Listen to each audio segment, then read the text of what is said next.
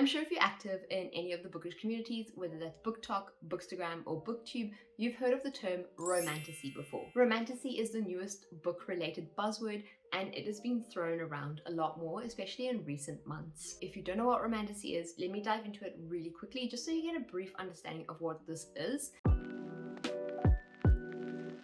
Romantasy is a subgenre that falls under the umbrella genre of fantasy books. Basically, Romantasy is a catchy word that is the fusion of, if you haven't guessed it by now, maybe you should practice playing some guessing games, but if you haven't guessed what Romantasy means, basically it's a romance fantasy. So it is the fusion of the words romance and fantasy into one word to basically describe a fantasy book that has a very large romantic storyline. There usually is an overarching plot within a Romantasy novel, whether that's something life-threatening like a war, or something more subdued like an evil villain that they have to defeat. Basically, the template for this is that there needs to be something threatening and dangerous, so that drives the plot, but it's not the main focus of the story.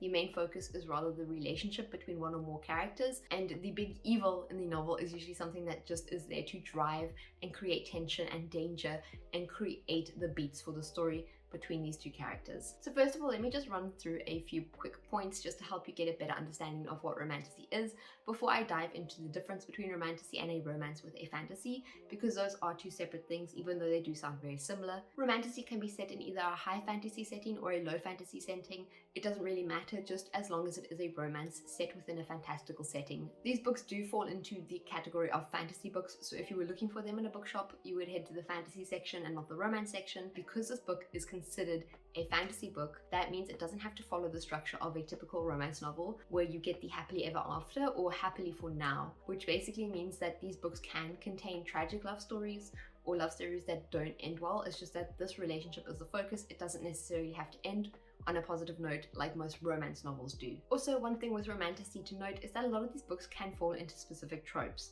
This is just the nature of this genre. It's not a standardized genre yet, but this is the nature of this genre. Not all Romantasy books do follow specific tropes, but a vast majority of them do.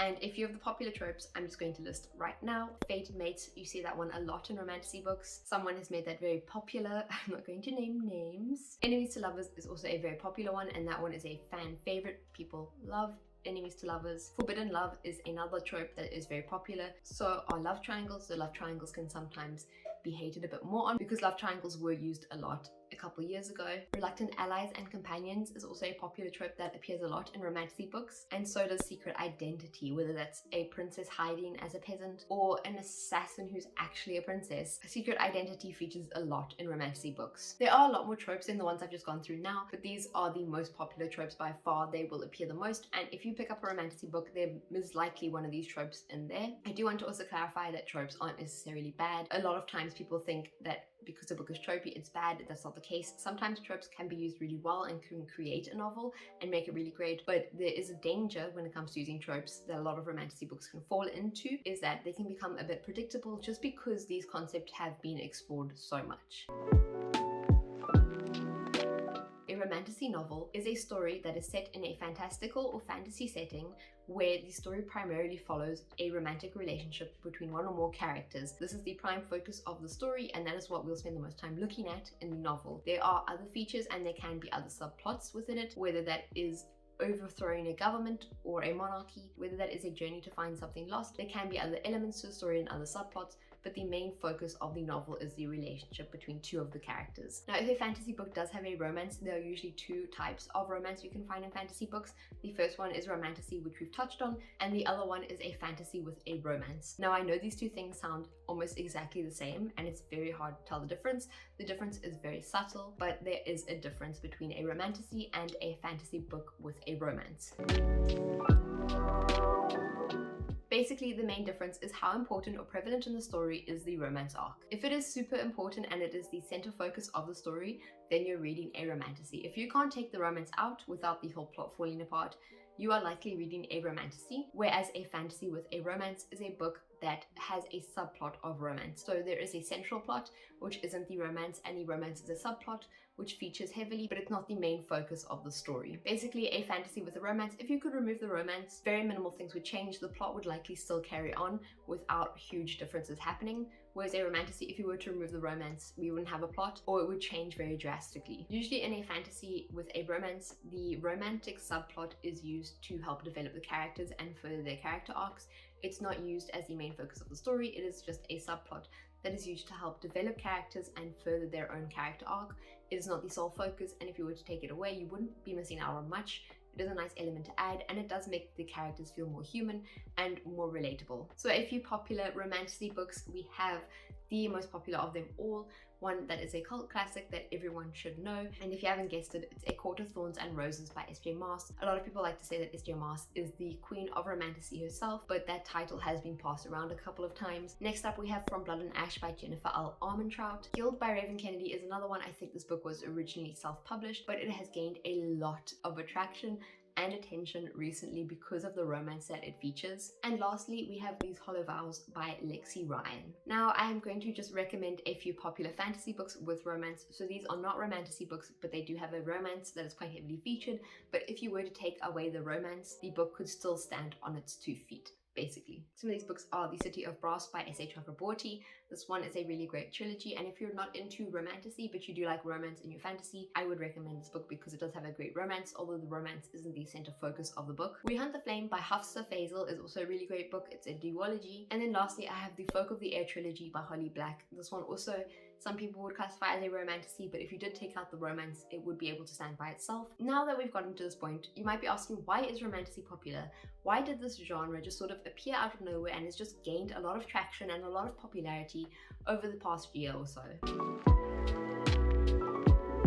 When you understand that romantasy pairs the surrealism of fantasy with the idealism of romance, then you might begin to understand why this genre has gained in popularity. Reading for a large majority of people is a great form of escapism, and that's what we need to understand before we can understand why is romantasy so popular. Fantasy novels have always been that great way to escape to a different world where real life problems can't reach you for a short time. Fantasy novels are also a great way to explore a different world and to explore what life would be like if there was a little bit of magic in life. Fantasy novels also usually feature a pretty strong badass protagonist who you get to follow, who you get to see save the day and defeat the villain in a triumphant show of glory.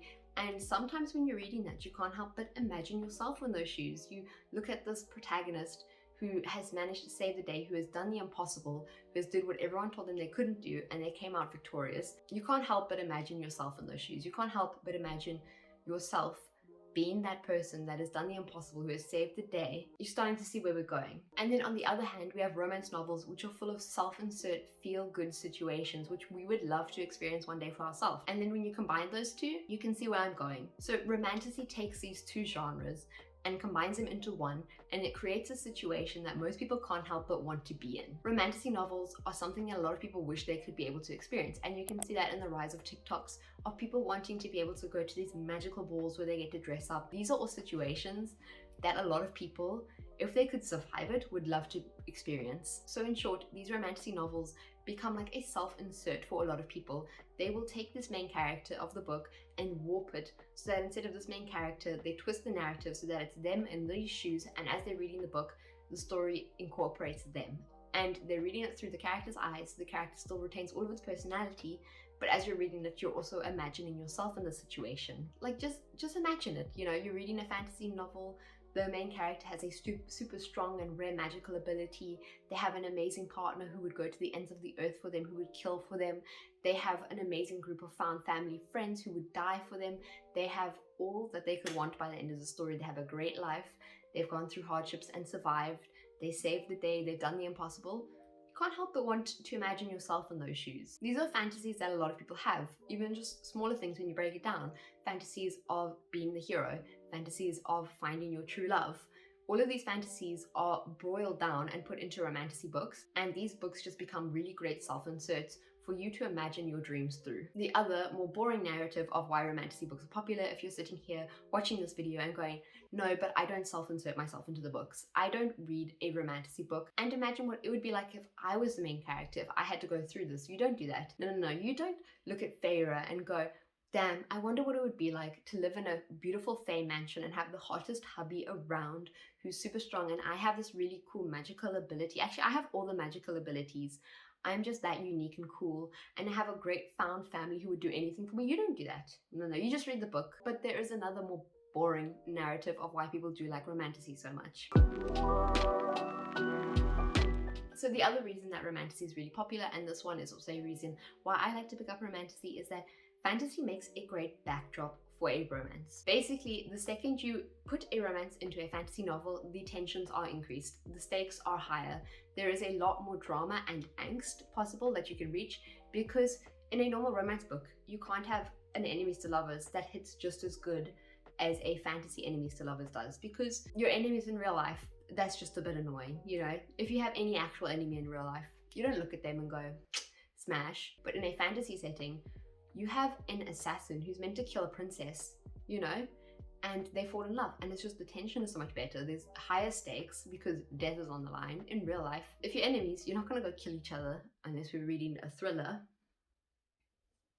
But you're not reading a thriller, you're reading a romance. And then the last reason why Romantasy does well is because Romantasy is a really great gate into fantasy. Now let me explain if that doesn't make sense to you. First of all, if you've never read fantasy before and you pick up a big fantasy book, you might be a little bit shocked by how different it is compared to thrillers or romances or any other book, because you're set in this whole new world that you've never seen before, and this book has to start from the ground up, building everything you know from scratch. And then why Romantasy does well is because now you're taking the strange new world and you're adding a romance into it. You're adding something very familiar to the reader and you're putting it in here, and it's basically like slowly adjusting someone's palate. The fantasy world is the new taste in their palate, but you've paired it with something they know and something they can recognize, and that's the romance. And when you do that, it becomes a lot easier for the reader to slip into this world and start to understand things because there's something they're familiar with set in the world. And the thing is, even if you're introducing the reader to brand new strange concepts like a really difficult to understand magic system, if at the center of that story there's a relationship, they will latch on to the familiar, and that will help them through the rest of the book. And that is why Romantasy books do so well, is because they appeal to both people who are new to fantasy and people who are veterans when it comes to the fantasy genre. People on both ends of the spectrum can read this book and digest it, whereas higher fantasy books, where the romance might not be as prevalent, can be a little bit more difficult for people to read because they don't have anything to ground themselves in, because the most important thing in this novel is the world and the magical setting. Whereas in a Romantasy, even if you don't understand the world and the politics behind it, you can still enjoy the romance, and at the end of that book, you're satisfied with what you've read. If the core of the story is a romantic relationship, that will keep people turning the pages even if they don't fully grasp the world around them in this book. They will keep turning the pages, and that will keep the reader engaged and take them through to the end of the book.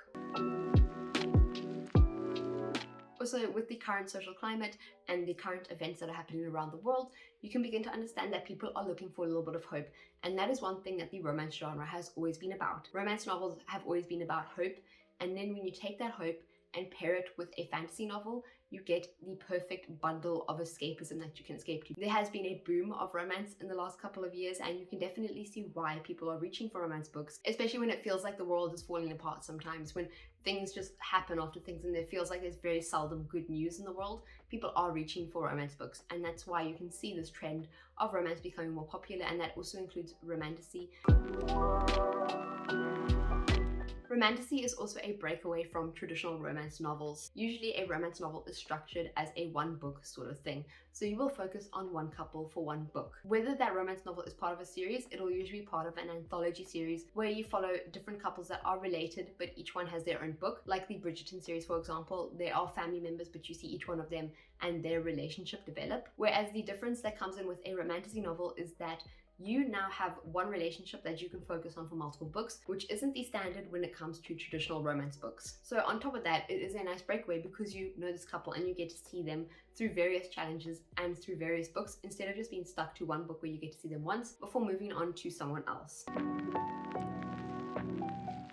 Will Romantasy be sticking around? Now, I'm sure if you've been reading books for a while, you would have noticed that there is a trend and that certain genres do go in and out of popularity, and it seems to be quite random sometimes. I would like to challenge that it actually isn't random. A lot of genres go in and out of popularity because of the world around them. So if you remember a couple of years ago, dystopian was booming. Everyone was reading dystopian books, and I think why dystopian was so popular is because we were in a more hopeful nature. The popular genre of the time tends to shift year to year, whether that's because of popular culture or due to current social events. It seems a bit random at times, but I don't think it is very random. I think the world around us does influence what genres we reach for quite often, and it's very difficult to predict what books we'll be reaching for in 10 years from now. There's no way of guessing what the world will be like and what we're feeling, or what books we're going to be reaching for because we feel like we need that to get away from real life. Like at the moment, romance books are at an all-time high. If you go into a bookshop and you look at the top 10 bestsellers, Colleen Hoover's face is on there a lot, and that is because we're all reaching for those hopeful romantic stories that we're desperately craving in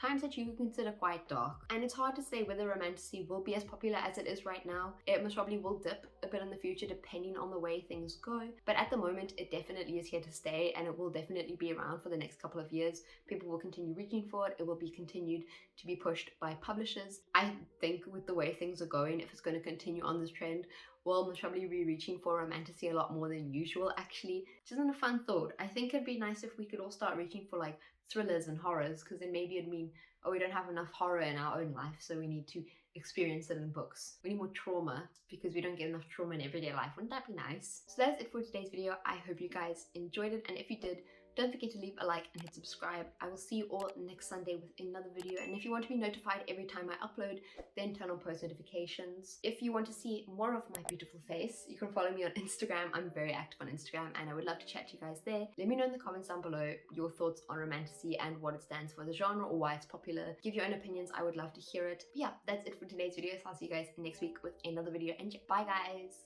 This is so cute.